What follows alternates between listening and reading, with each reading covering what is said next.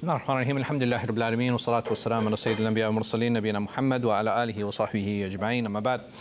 So inshallah, this is the second part of our discussion. Last time we spoke about Iman, what that means, how it increases, the things that affect the Iman, and essentially what are the major elements to push it and to grow it. Today inshallah we're going to talk about the first pillar of Iman, which is believing in Allah subhanahu wa ta'ala. This will also be three parts. The first part today is firstly understanding and having the I would say the logical discussion around, is God real? And why is it important to have a logical discussion around this? So if I said to you, is God real? As a Muslim, I would say, yes, God is real. And you say, well, how do you know God is real? Because the Quran tells me He's real. Okay. What is an easy answer or easy rebuttal to that? I don't believe in the Quran, right? So this is what is called a circular argument.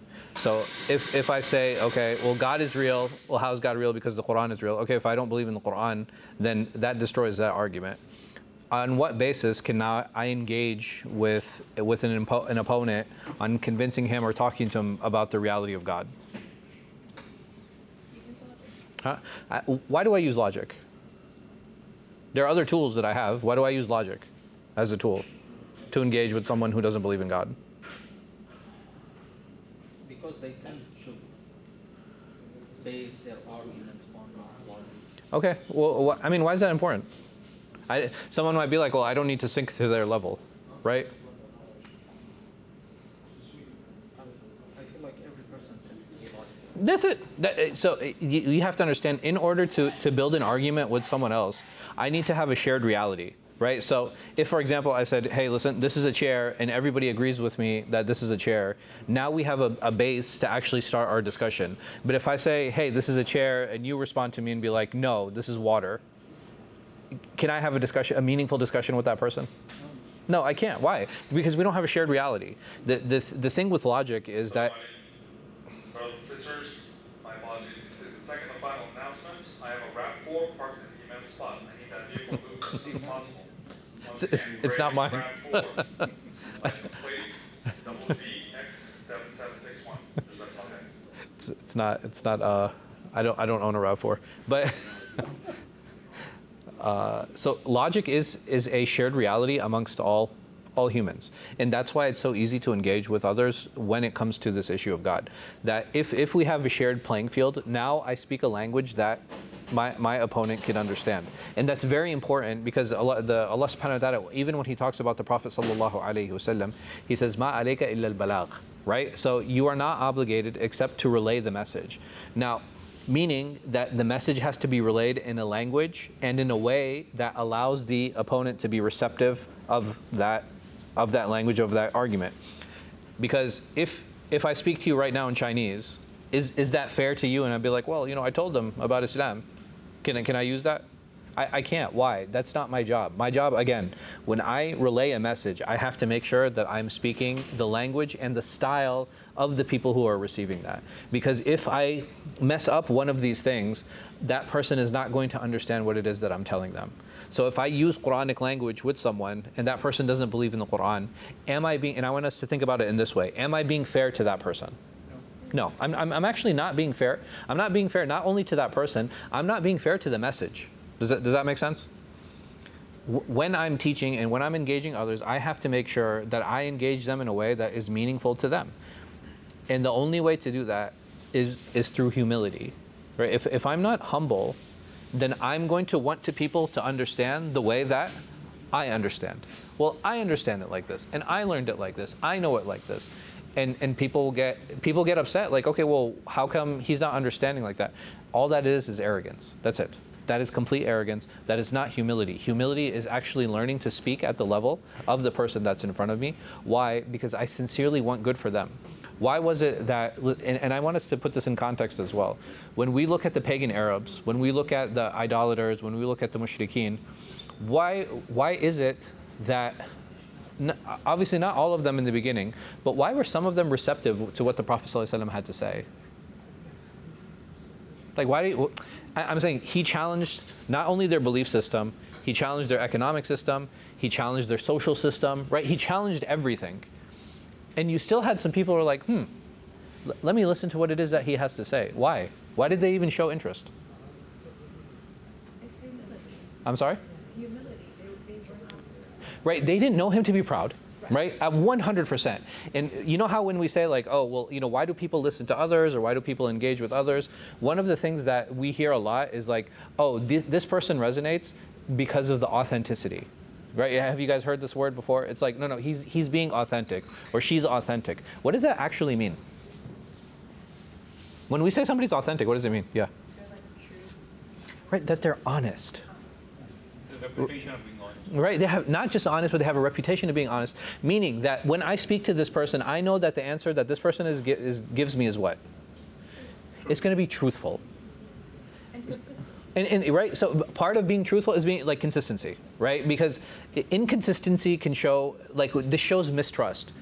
And a lot of times, like when we see somebody changing, right? Even if a person is like, okay, all of a sudden he's with this group, and then he's with that group, and then he's with the third group. As an individual, when I approach and I deal with this person, what is the first feeling that I have? It's like mistrust, right? It's like, yeah, it's like, man, you were with this, like, and let's just use politicians as an example. Like you were with this political party, and then when this changed, you were with this political party, and then you were with this political party. And why do we have a problem with that? Can't people grow and change? They can. Okay, but how come we don't trust that? It shows inconsistency. Right, because when we talk about change, when we see people, for example, and they start to practice religion.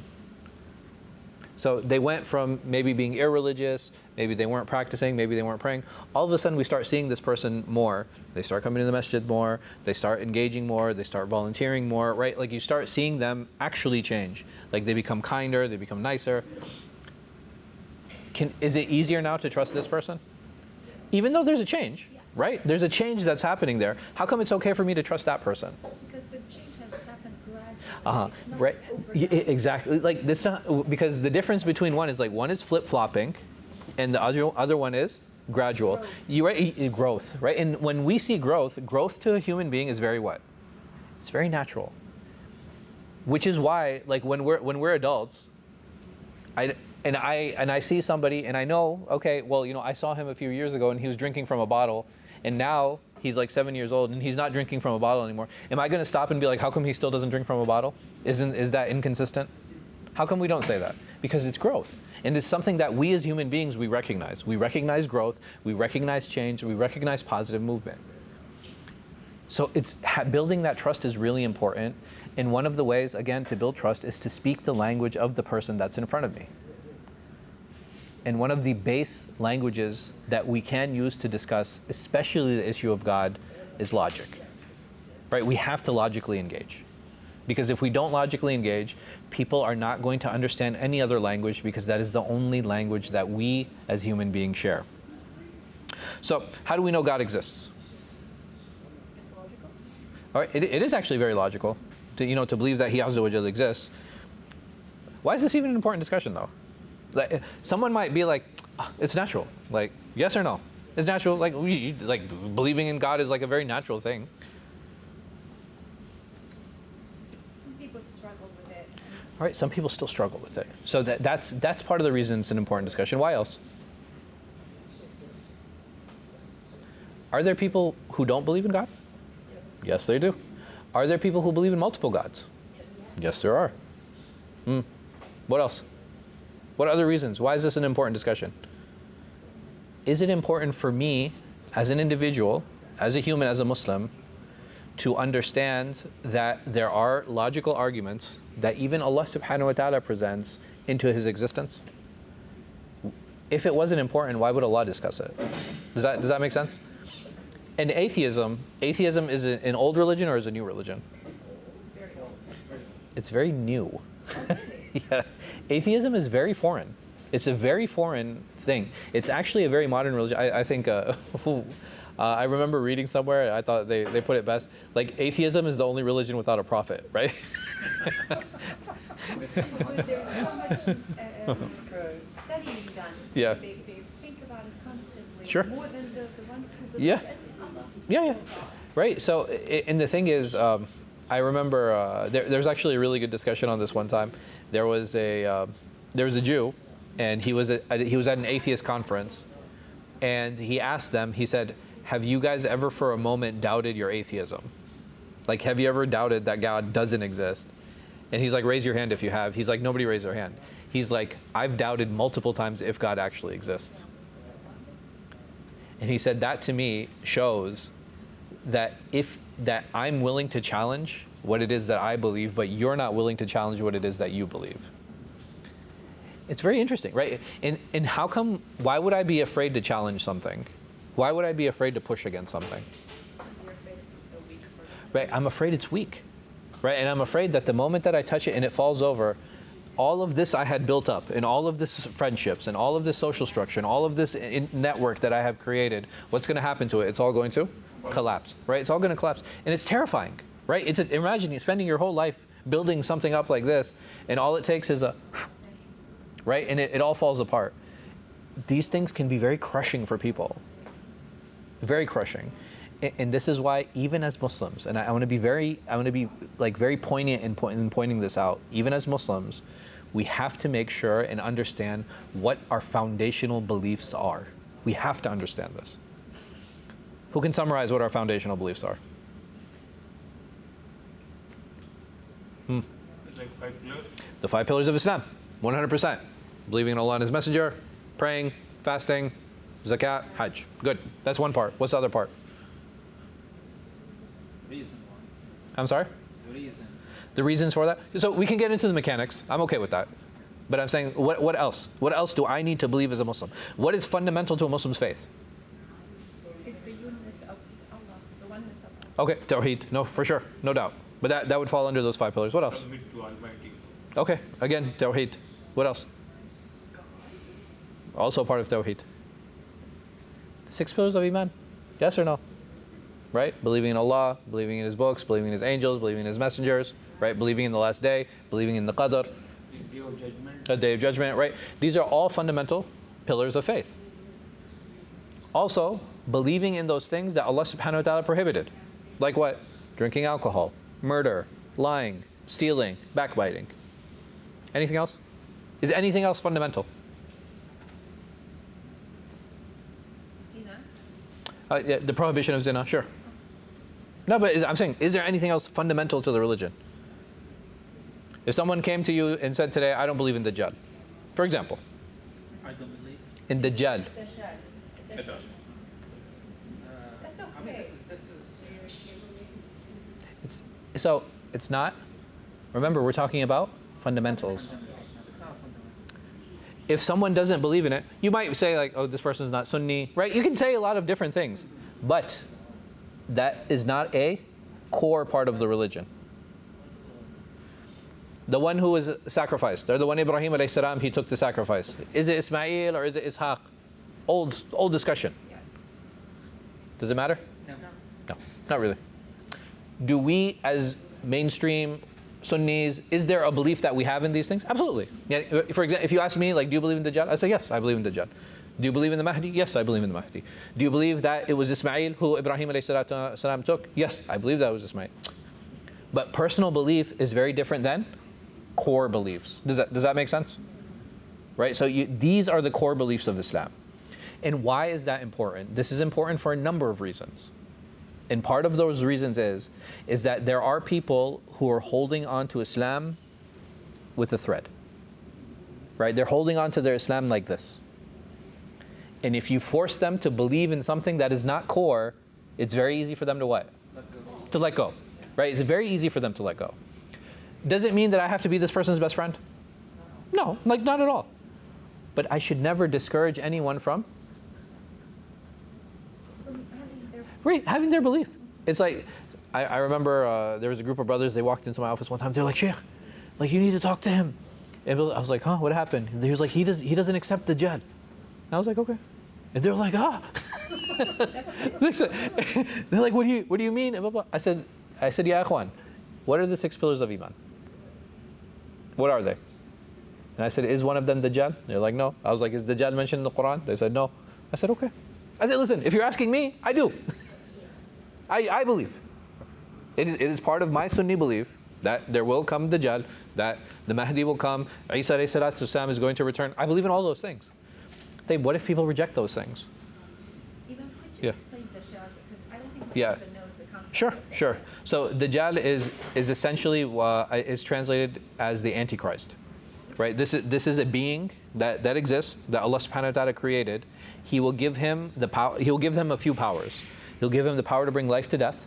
That's one power that he'll give him. Another power that he's going to give him is that he's going to turn deserts into lush forest, and he's going to turn forests into deserts. He's going to have a great army behind him. People are going to believe in him and say that this is a manifestation of God in this world. This is Dajjal.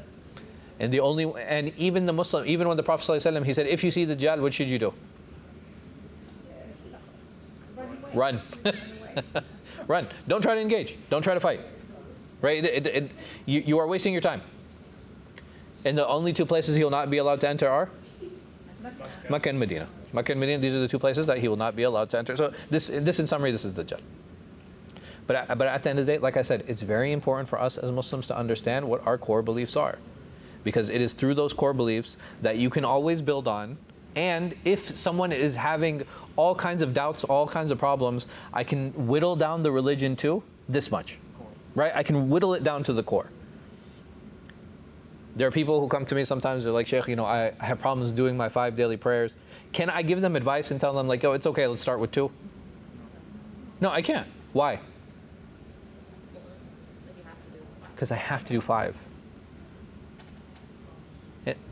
Some things I can tell them is like, listen, you have 5 daily prayers and you have to make them.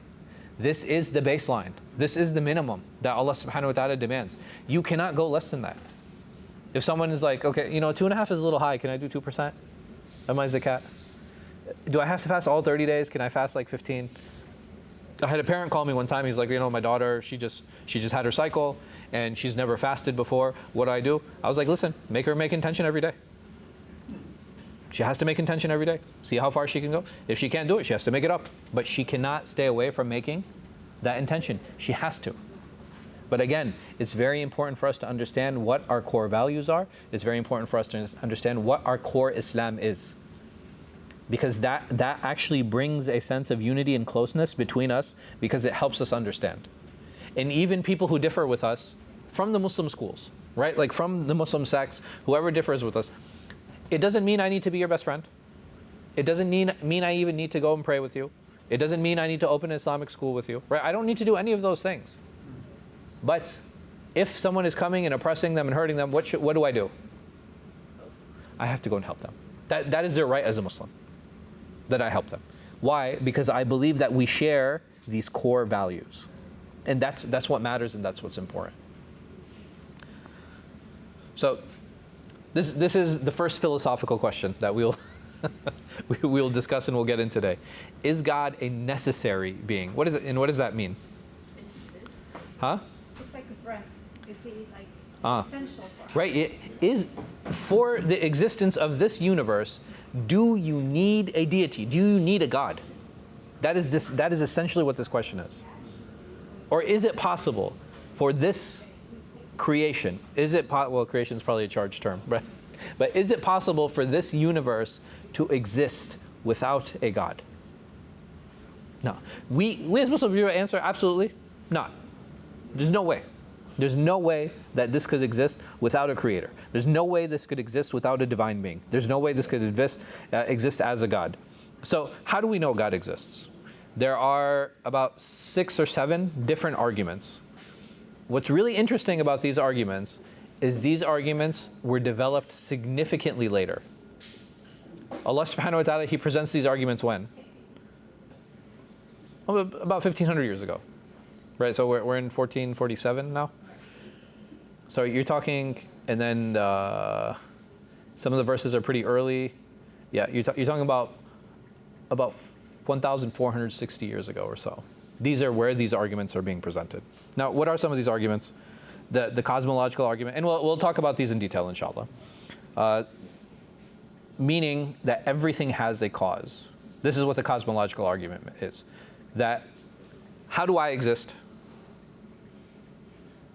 Because my parents brought me into this world, right? So meaning that something came from something else, right? There has to be an origin for something, and that's essentially what this argument is. The teleological argument, this is everything has a design. Hey, what does that mean? So for example, if I look at a frog, right? A frog, it has a heart, has lungs, liver, right? It has all these organs, it has skin, it all has, there's clearly a design that's there, yes? Why is that important? It makes it a frog. Sure. For functioning, proper functioning. Okay. And what? How does that, what does that have to do with God? Well, they all have the essential components, but then they have different. Sure. What does it have to do with, sure. What does it have to do with God? How to get the design? Huh. If it's a design, that means there's a what? There's a design. There's a designer, Creator. right? Yeah, an example of this is, okay, if I walk into the middle of a jungle and I see a Toyota Corolla, is it possible that somebody comes to me and they're like, well, there's rubber in the earth and there's trees that are around and there's metal in the ground, right? Electricity from the right, electricity from the light, oil comes from the ground as well, right? All of the raw material for that vehicle exists in this jungle, yes? How come nobody would believe it just came out of nowhere? Because when you look at the vehicle, we know what, like that vehicle, it's a design, right? It's a design, meaning that there has to be a designer. The moral argument. So this one is because there are morals, there must be one to provide them. Meaning that if you left a human being on an island by himself or by herself, they wouldn't know what is right or wrong. The only way to know what is actually moral and what is right is wrong is from where? It's through Scripture, right? It's through revelation. It has to come from a divine source because humans do not know that by themselves. And how do we know that? So a lot of people, they'll say things like, what has killed the most people? They'll say religion, right? They say religion has killed the most people. Have you guys heard this before? So I remember watching this debate. It was two Kuwaitis. So it was like a Kuwaiti, it was like a sheikh, and like it was like this atheist woman. And this atheist woman, she goes to him, she was like, religion has killed the most people in the world. So he picked up the mic and he was like, what about communism? What about colonization in India? Well, I mean, you can argue, oh, they were religiously motivated, whatever the case might be. But I'm saying just communism, just in Russia and in China, how many hundreds of millions of people were killed? That's just Russia. That's just Russia. That's just Russia, and that was just post World War II. So you're talking about mass slaughter under communism. What religion is communism? It's atheist. They're actually atheists, right? They're actually atheists. They enforce atheism. It's forced atheism. So, was it another good argument was like, okay, the further away the West has gotten from religion, what has the West benefited?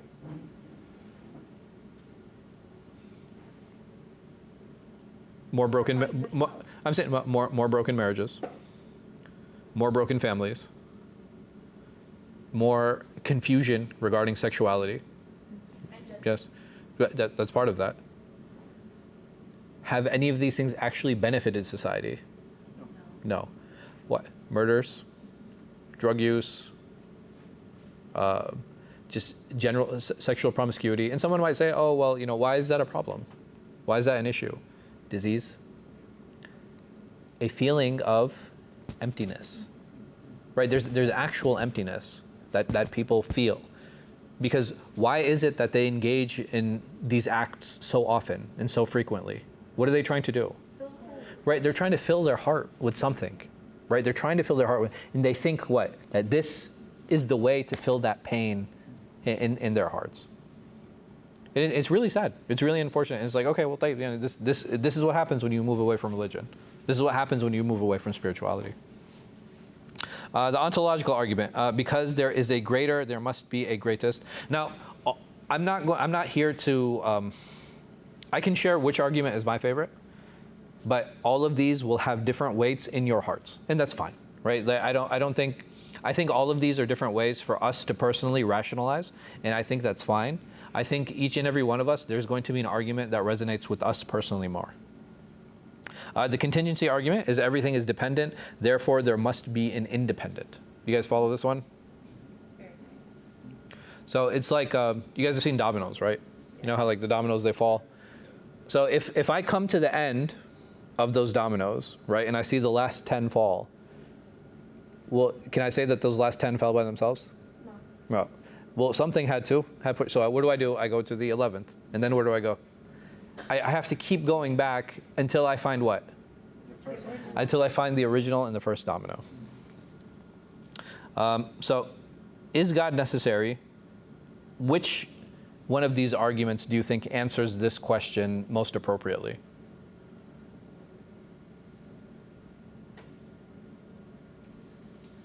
I think the second one.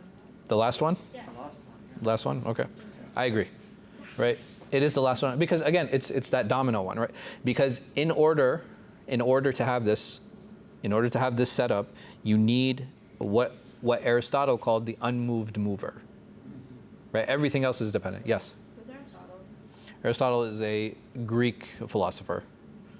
Wasn't that Shakespeare? No, Shakespeare was a English writer. Playwright. And he came playwright, yeah. He came much later. So the first one, cosmological argument. So over here, everything that begins to exist has a cause. Everything has a purpose. The universe began to exist, so it must have a cause. It must have a purpose. So the principle of causality, everything that has a beginning needs a cause, and the idea of uncaused cause or the first move, and this is Aristotle's prime mover, or Aquarius's unmoved mover, right? There has to be something that begins everything, right? Like a starting point for something. So Imam Ghazali, he mentions that whatever begins to exist has a cause. The universe began to exist, therefore, logically, how do we combine these two statements? Therefore what? Something caused the universe. Right, so, or you would say the universe has a cause, right? There's a purpose behind it. So the cause of the universe must be an eternal, powerful being who is often identified as God. Allah subhanahu wa ta'ala, he says, أَمْ خُلِقُوا مِنْ غَيْرِ شَيْءٍ أَمْ هُمُ الْخَالِقُونَ أَمْ خَلَقُوا السَّمَاوَاتِ وَالْأَرْضِ بَلْ لَا يُوقِنُونَ. Were they created out of nothing? Yani, did they just appear? Right? No, that's not possible. Were they the creators? Did they create the heavens and the earth? No, they do not have faith. And what's interesting and what's amazing actually about this is that Allah subhanahu wa ta'ala, he's presenting this at a time where atheists, again, do not exist. Who was the audience around the Prophet ﷺ? So the Jews were one audience. Who else? Christians. The Christians and the pagans, right? So these were the three audiences around the Prophet sallallahu alaihi wasallam. The pagans, the mushrikeen. Okay. The mushrikeen. And you had, we could say there's a fourth group too, but even though it was very, very small, who are they? The Hanifs, right? Those who followed, the religion of Ibrahim alayhi salatu wasalam. Are the mushriks not atheist? No, they believed in multiple gods. Okay. Yeah. So the teleological argument is the universe shows evidence of design, and design implies a designer. So what are some key points here? The complexity and order of nature, and it can be as small as a bacteria, and it can be as large as the universe, right? Everything has order, right? Everything is structured, and if something is left to random, it should be unstructured. But everything you see, everything has a structure behind it. So William Paley, he has a very famous watchmaker analogy. He says, just as a watch implies a watchmaker, the intricate design of the universe implies an intelligent designer. The modern version involves the fine-tuning argument that the precise constants of the universe that allow for life suggest intentional calibration. Now, what I don't want here, and what I don't want to see here, do you guys need something? Fahmi, do you guys need something? because it's taking a long time for you to purchase.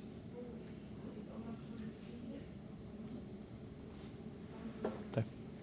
Is the presentation available? Can you get it? Yeah, I can share it with you, inshallah. It's not a problem.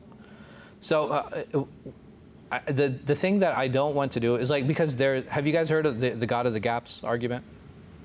What is the what? Huh? The God of the gaps. The God of the gaps. What does that mean? It means that basically people say, oh, look, science doesn't have an answer to this, therefore God is real. I find that a very weak argument. Why? Humans don't know everything. Right, we don't know everything. And not just that. Do scientific discoveries happen time and again? All the time, right? It's always evolving. So, okay, well, what if one day they figure out the answer?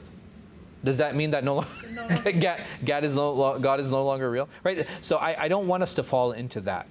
And if you look at all of these arguments, none of them have that concept and that idea. That just because we don't have an answer to something, and I don't want us to ever fall into that. God is real because there are so many proofs to his reality, not because there's an absence of something. Right? We should believe in God because of the things that are there, not because of the things that are not, that are absent. Right? That's not how we should believe. We should believe in those things that are present because those present signs actually give us insight into the existence and the truth of God. So the best explanation for the appearance of design is the existence of a designer, like we had mentioned before. So over here, Allah subhanahu wa ta'ala, he says, إِنَّ فِي خَلْقِ السَّمَاوَاتِ وَالْأَرْضِ وَاخْتِلَافِ اللَّيْلِ وَالنَّهَارِ وَالْفُلْكِ الَّتِي تَجْرِي فِي الْبَحْرِ بِمَا يَنْفَعُ النَّاسِ وَمَا أَنزَلَ اللَّهُ مِنَ السَّمَاءِ مِن مَاءٍ فَأَحْيَا بِهِ الْأَرْضَ بَعْدَ مَوْتِهَا وَبَثَّ فِيهَا مِن كُلِّ دَابَّةٍ وَتَصْرِيفُ الرِّيَاحِ وَالسَّحَابِ وَسَخَّرَ بَيْنَ السَّمَاءِ وَالْأَرْضِ لِآيَاتٍ لِقَوْمٍ يَعْقِلُونَ. So in the creation of the heavens and the earth, in the alternation of night and day, in the ships that sail the seas with good for people, in the water which God sends down from the sky to give life to the earth when it has been barren, scattering all kinds of creatures over it, in the changing in the winds and the clouds that run their appointed courses between the sky and the earth, there are signs in all these for those who use their minds. And it wasn't possible for the early Arabs to have an idea of a lot of these weather patterns. Right? Like, there's no way. They wouldn't have known these things. There's no way for them to have this bird's eye view. A lot of them, they would rely on sighting of certain stars, right? And it would be a lot of conjecture when they would sight some of these things. But there was a system of things that they would recognize, right? They would recognize these planets. They would recognize these stars. They would recognize the movement of these different things. They would recognize the earth, the moon. They would recognize the sun. Like, they would recognize, this moves like clockwork. Right? These are things that are actually fixed. It's not just random. It's not like, oh, one day is 7 hours, the next day is like 40 hours, and then the third day, right? And there are certain things that we, even as individuals, we take for granted. Like, so for example, why is a week 7 days? Right? This is just something like we inherited. Right? It's something that we just brought about. The fact that there are 12 months, even lunar months, right? The fact that there are 12 lunar months, this is something that is very telling. Right? It's very telling that Allah subhanahu wa ta'ala created this system, and the more something is organized, and the fact that that system exists is a proof to his existence azza wa jal. So the moral argument is, if objective morals exist, then there will be a moral lawgiver. So what are some key points? If God does not exist, then objective moral values and duties do not exist. I think what is a good example of this? Right, so like the idea of justice and things. Before the creation of Adam alayhi salam, the angels, one of the questions they had was what? They said, why are you creating a new creation that will only what? Disobey. Right, that will only disobey and spill blood. Think about that. That they will only disobey and they'll spill blood. Meaning what? Right? If they didn't, because they didn't have guidance, what were they doing? Killing each other. They were just fighting and killing each other. But it's also based on what the jinns have done before that, right? But I'm saying, the jinn, why were they doing that? Because they didn't have guidance. It's very, very possible and very realistic that they didn't have guidance. Because all of that stopped when? The moment Adam alayhi salam was created. Because now there was a being that was looked up to, that was respected, that was recognized. Right? And this is something that's important to keep in mind. But khair, we'll continue. Objective moral values and duties do exist, i.e. it's universally wrong to torture an innocent child. The conclusion, therefore, God must exist to ground these moral truths. And the reason we can say that is like, did the Sharia change from nation to nation? Like starting from Adam alayhi salam all the way to the Prophet sallallahu alaihi wasallam, were there changes and shifts in the Islamic legal code? Think about that. The morals. Not so. This brings an interesting discussion. Is everything haram immoral? Is everything haram? Immoral. No. So, for example, if a man wears a gold necklace, it is haram, no doubt. Is it immoral? Is wearing silk, again for men, is it immoral? Eating pig, is it immoral? You guys following what I'm saying? So I think there's a big overlap between things that are prohibited and things that are immoral, but I don't think that there's a complete overlap of those things. But there are certain things that we agree on, like for example, zina, right? We would say that not only is it haram, we would also say it's also immoral. There are certain things that were immoral to us today, but they were practiced early. When Adam and Hawa were created, they had children. How did they have children? They were married. And their children married among each other. Huh. Yes? So it's So, but today we would say siblings, cannot. not only is it haram, we would also say it is what? Immoral. We also believe it to be immoral. You guys see what's... Yeah. At the So, beginning. right, there are changes through the Sharia, right? As mankind grew, as mankind changed, like those laws are going to change until Islam, right? When Islam was finalized and was closed with the Prophet sallallahu alaihi wasallam, Allah subhanahu wa ta'ala, He says what? Al-yawm akmaltu lakum dinakum. That's it. Now, after Islam came, that everything was closed. But like I said, I think, which is why the morality argument, it can be a little bit challenging amongst all of the different discussions. But basically the idea is like, okay, well, if there's no God, there's no spiritual guidance for anyone. Philosophers such as Immanuel Kant argued that morality required the existence of God for its foundation. And the existence of objective moral value points to a moral lawgiver. And again, these are arguments and these are understandings that people take away in order to talk about the existence of Allah subhanahu wa ta'ala. Allah subhanahu wa ta'ala, He said, إِنَّ اللَّهَ يَأْمُرُ بِالْعَدْلِ وَالْإِحْسَانِ وَإِيتَاءِ ذِي الْقُرْبَى وَيَنْهَى عَنِ الْفَحْشَاءِ وَالْمُنكَرِ وَالْبَغْيِ يَعِظُكُمْ لَعَلَّكُمْ تَذَكَّرُونَ. That God commands justice, doing good, and generosity toward relatives, and He forbids what is shameful, blameworthy, and oppressive. He teaches you so that you may take heed. So this last part is what's important. يَعِظُكُمْ, right? يَعِظُكُمْ لَعَلَّكُمْ تَذَكَّرُونَ. That He teaches you so that you may take heed. And you can argue that there are different ways for Him Azza wa Jal to teach. One of those ways was through the messengers. Yes? What is another way that He Azza wa Jal teaches us? Through the child, our fitness. Through the fitrah. Oh, the fitra. Yeah. Right? So what is the fitrah? The fitrah is the innate state, right? Like that natural inclination we have toward things. Like, why do we have that inclination at all? Do you guys follow?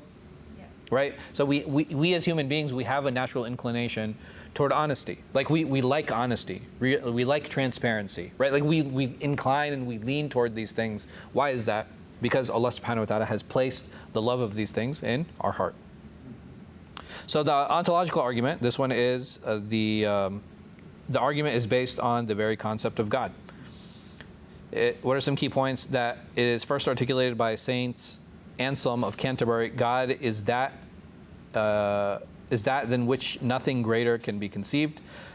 That if God exists only in the mind and not in reality, then a greater being could be conceived, one that exists both in the mind and reality. So basically what this argument is that, okay, if I can imagine something is great, then that means that there has to be something that is even greater than that, right? That's the whole premise of this argument. And like I said, some of these arguments are stronger than others, but it's important for us to kind of be aware of them, and it's important for us to know them.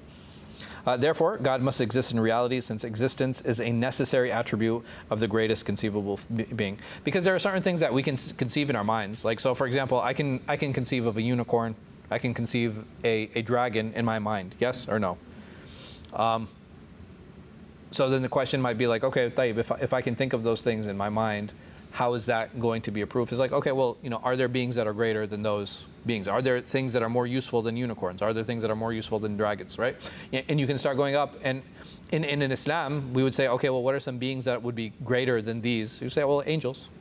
Example, right? So there's always going to be a greater creation until you reach the highest plateau, which is going to be Allah subhanahu wa ta'ala. So God's existence is logically necessary based on the concept of God as the greatest possible being. And this, Allah subhanahu wa ta'ala, He says, وَفَوْقَ كُلِّ ذِي عِلْمٍ عَلِيمٍ. Or that above every man of knowledge, there is someone that is more knowledgeable, right? Yarhamkullah. Right? There's always going to be higher.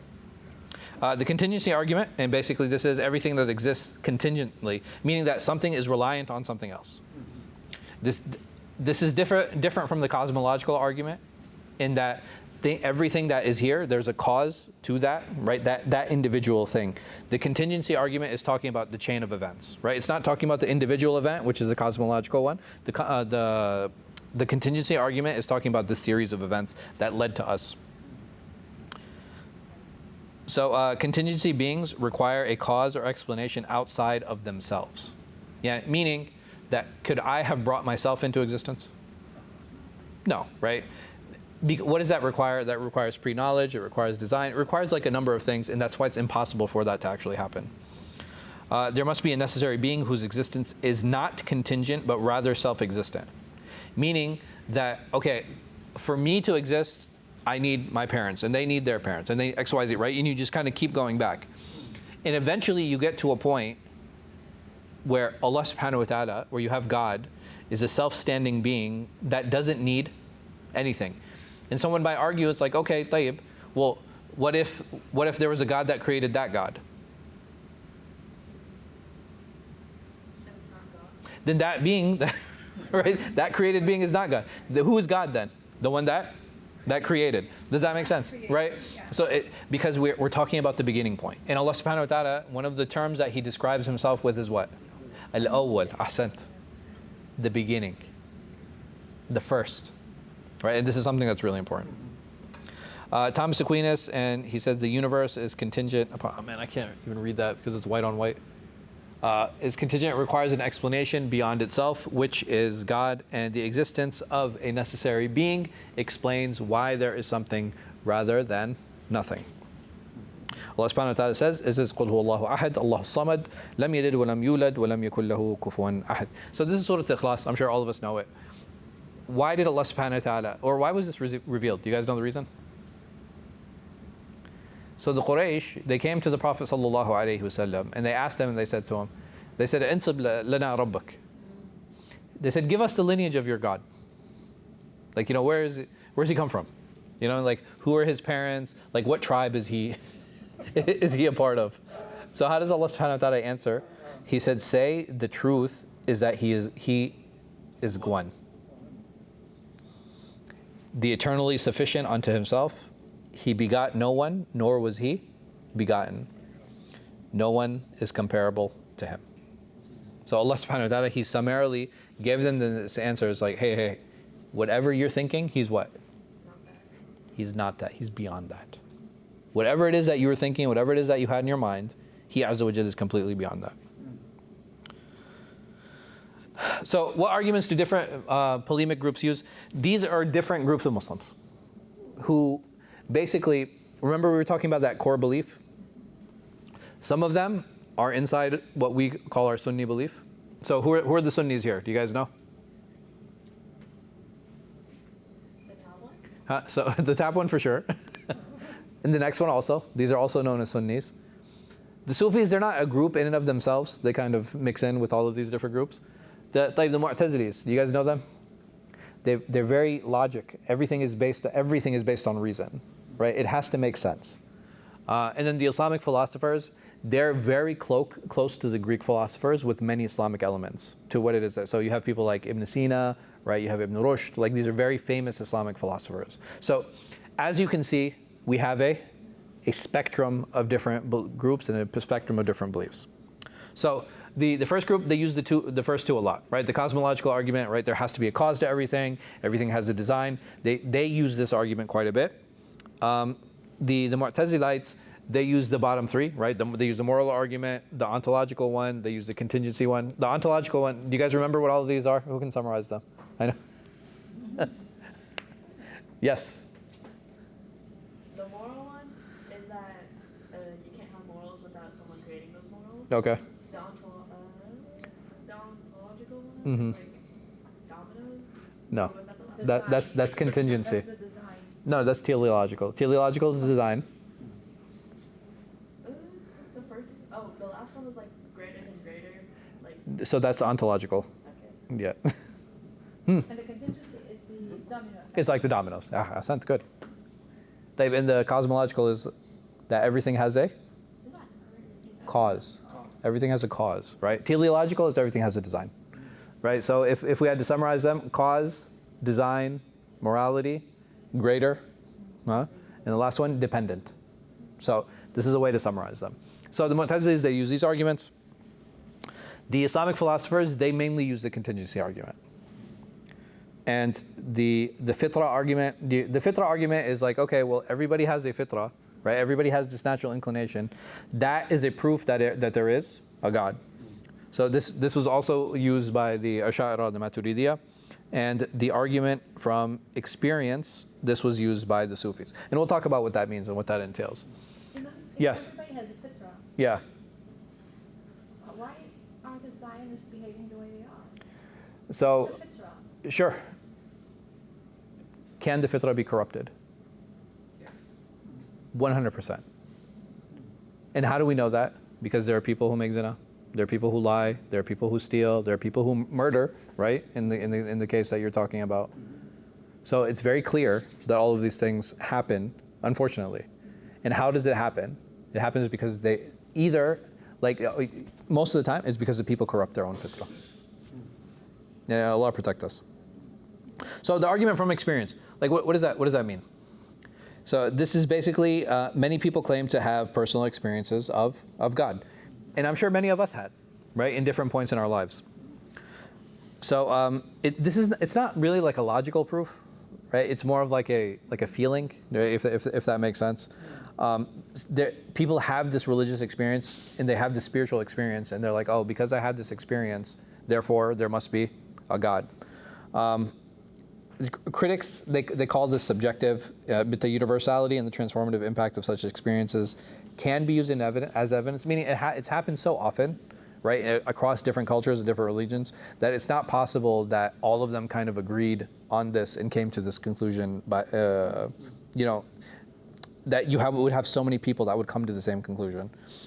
So personal experience may not serve as a definitive proof, but it adds weight to the cumulative argument for God's existence. Meaning that, okay, maybe this by itself is not a very strong argument, but when used with other ones, it can be a good supporting argument. Allah subhanahu wa ta'ala, He says, سَنُرِيهِمْ آيَاتِنَا فِي الْآفَاقِ وَفِي أَنفُسِهِمْ حَتَّى يَتَبَيَّنَ لَهُمْ أَنَّهُ الْحَقِّ أَوَلَمْ يَكْفِي بِرَبِّكَ أَنَّهُ عَلَى كُلِّ شَيْءٍ شَهِيدٌ. That we shall show them our signs on the far horizons and in themselves until it becomes clear to them that this is the truth. Is it not enough that your Lord witnesses everything? So again, this idea that we see things and we experience things, I would say that's more of a yaqini argument than a logical one, right? So there are certain things that we experience in our lives, and what happens to our yaqeen and what happens to our conviction and belief, right? It becomes stronger, right? Because we experience and we see those things. So it's less of a logical proof. The fitra argument, so this idea of like this innate knowledge of God, this covenant with God. What was the covenant? Do you guys know? قالوا بلى. So when Allah subhanahu wa ta'ala, He says, I took min dhurriyyati Adam, right? I took all of the dhurriyyah, all of the children of Adam from the loins of Adam alayhi salatu wasalam, and this is pre-creation. So Allah subhanahu wa ta'ala, He summoned all of the souls of every single one of us, and He asked every single one of us, He said, Alastu bi rabbikum, am I not your Lord? And every one of us answered what? Bala, absolutely. So this inclination toward goodness, and the distortion of the fitra is the argument that you had mentioned, something that you had talked about. So we're all inclined to believe in God. I think it's a very natural thing, right, for us to lean toward that. This pre-creation covenant that we had spoken about and that we had discussed, in general, human beings incline toward honesty, right? They incline toward transparency. They incline toward good. It can be corrupted, but it's corrupted by external influences, meaning that the fitrah will not be corrupted in and of itself unless it exposes itself to bad influences. So Allah subhanahu wa ta'ala, He says, فَأَقِمْ وَجْهَكَ لِلدِّينِ حَنِيفًا فطرة الله التي فطر الناس عليها لا تبديل لخلق الله ذلك الدين القيم ولكن أكثر الناس لا يعلمون. That so, as man of pure faith, stand firm and true to your devotion of the religion. This is the natural disposition. This is the fitrah that God instilled in mankind. There is no altering God's creation, and this is the right religion, though most people do not realize it. Also, Allah subhanahu wa ta'ala, He says, وَإِذْ أَخَذَ رَبُّكَ مِنْ بَنِي آدَمَ مِنْ ظُهُورِهِمْ ذُرِّيَّتَهُمْ وَأَشْهَدُهُمْ عَلَىٰ أَنفُسِهِمْ أَلَسْتُ بِرَبِّكُمْ قَالُوا بَلَىٰ شَهِدْنَا أَن تَقُولُوا يَوْمَ الْقِيَامَةِ إِنَّا كُنَّا عَنْ هَذَا غَافِلِينَ. That when your Lord took out the offspring from the loins of the children of Adam and made them bear witness about themselves, He said, am I not your Lord? And they replied, yes, we bear witness. So you cannot say on the day of resurrection, we were not aware of this. Also, Allah subhanahu wa ta'ala, He says, وَنَفْسٍ وَمَا سَوَّاهَا فَأَلْهَمَهَا فُجُورَهَا وَتَقْوَاهَا قَدْ أَفْلَحَ مَنْ زَكَّاهَا وَقَدْ خَابَ مَنْ دَسَّاهَا. So He says that by the soul and how He formed it and inspired it, its own rebellion and piety, the one who purifies his soul succeeds and the one who corrupts it fails. And may Allah subhanahu wa ta'ala protect us. The Prophet ﷺ, he said, every child is born upon the fitrah, but his parents made him a Jew, a Christian, or a Magian. Just as an animal produces a perfect young animal, do you not see any part of its body amputated? Meaning, okay, alhamdulillah, just that. So when an animal, meaning that when an animal is born, the Prophet ﷺ is saying that, look, it's healthy and it's sound. And the Prophet ﷺ is using this as an analogy of our fitrah, that when we're born, our hearts are what?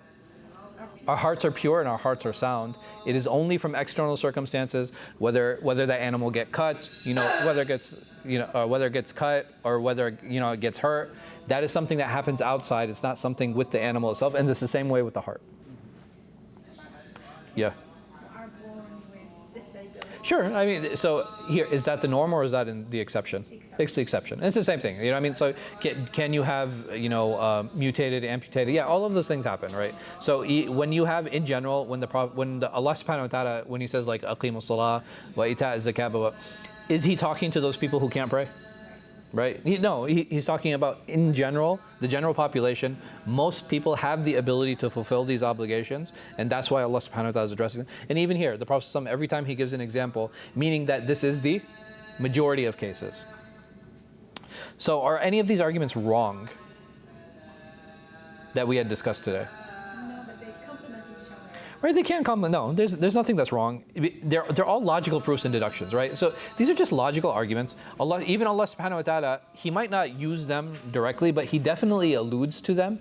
And not just that, even with the ayat that we use, He actually alludes to almost every single one of them, right? Right? Almost every single one of these arguments are there, and they all exist. And again, this is before the formalization of many of these arguments.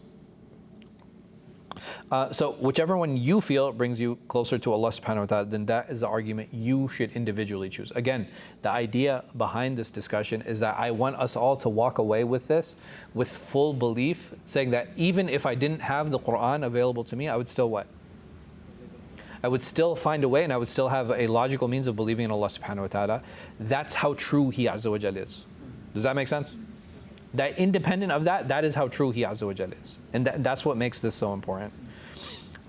So if you guys have any questions, you could always email me, imanfarhan@hijrah.org. If you guys want a copy of the presentation, inshallah, I can always get it to you. So these are some discussion questions. We're praying in about 5 minutes, so I'll give you guys like 2 or 3 minutes or whoever would like to answer any of them. Which of these arguments is most compelling to you and why? Can there be multiple gods? Why do we need logical proofs to prove the existence of God? Do you believe Allah uses logical proofs for His evidence or existence in the Quran? Why or why not? Anybody would like to answer? You can choose a question. You can answer it if you like. Yes. Yeah. The second one, huh? Go ahead. Yes. So there can't be. I don't think there can be multiple gods because, like, if there are, then like which one's the most powerful? Absolutely. Like one chooses one and the other one chooses the Yeah, opposite. because either you're gonna have one of two things. You're gonna have a strong one and a weak one. Then at that point, who's God?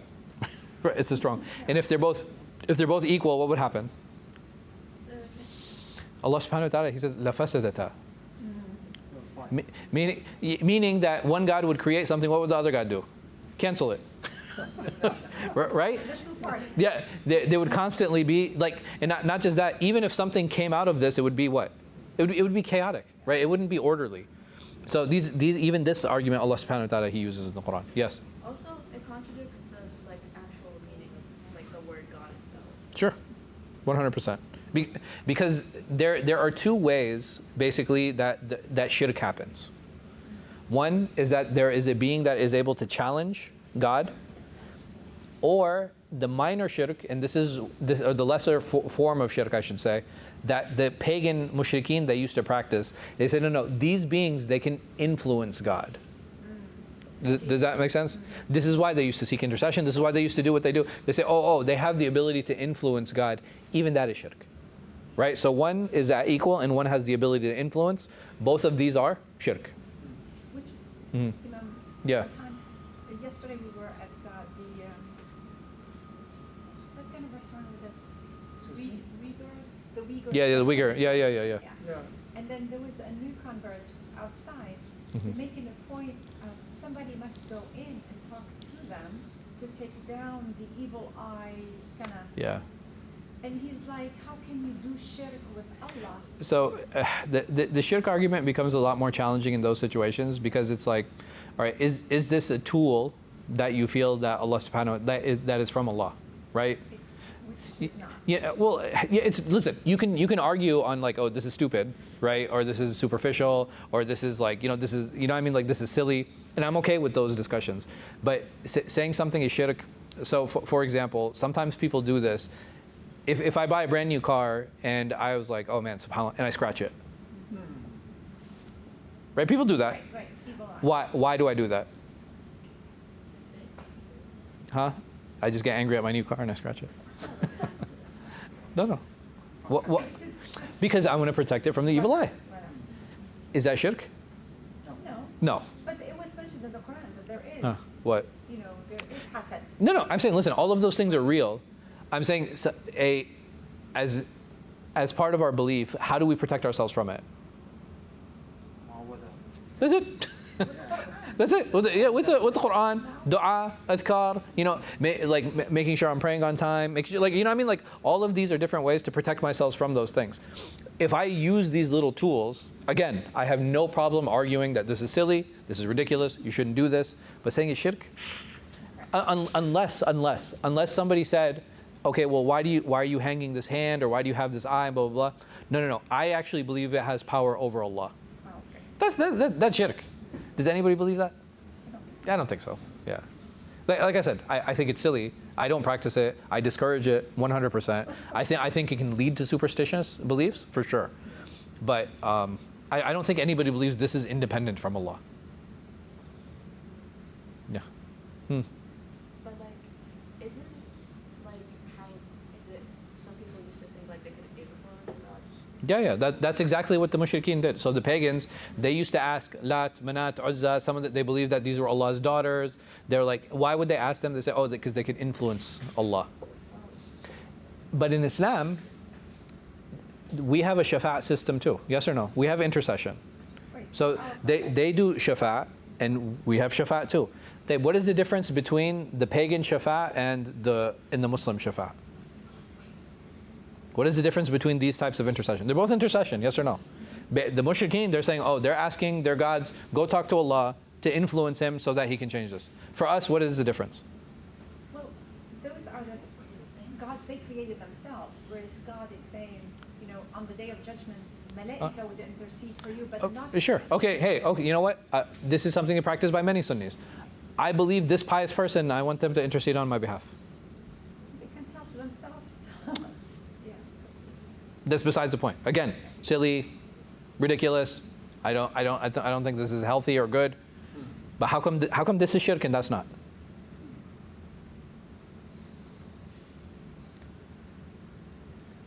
As a Sunni, as a Muslim, do we believe that this person has the power to influence Allah?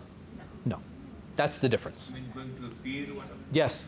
We don't believe this person has the power to influence Allah. We believe there's a higher chance that the dua might be answered. We believe that there's more blessing. You can believe all of those things, but you do not believe that this person has the power to influence Allah. Allah is independent on His own. That's the main difference. And not just that, in Islam, why do we have the shafa'at system? Shafa'at system is not to change Allah's mind. It's not like, oh, the Prophet, had the Prophet not did shafa'at on our behalf, do you think anything would stop? No. It's to honor the Prophet ﷺ.